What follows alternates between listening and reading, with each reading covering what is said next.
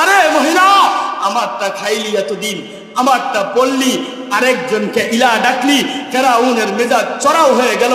ডাক দিয়ে বলল, অবস্থা কিন্তু ভয়াবহ হবে।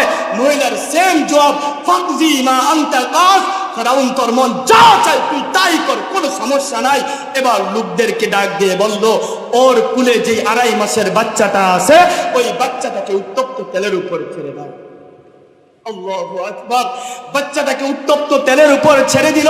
বাচ্চাটার রূহটা আসমানে উঠে আর চিৎকার দিয়ে কয়, উম্মি মা লা তাখাফি ওয়ালা তাহজানি ওয়ালা তাতাজানজানি।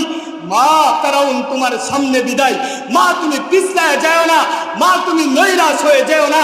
মা, তুমি দুঃখিত হয়েও না। ইন্নাকা আলাল হক, মা তুমি হকের উপরে আছো। সুবহানাল্লাহ। সানাজমাউ ফিল জান্নাতি ইনশাআল্লাহ। মা, অল্প সময় অপেক্ষা করো। মা, অল্প সময় অপেক্ষা করো, তোমার সাথে জান্নাতে মুলাকাত হবে।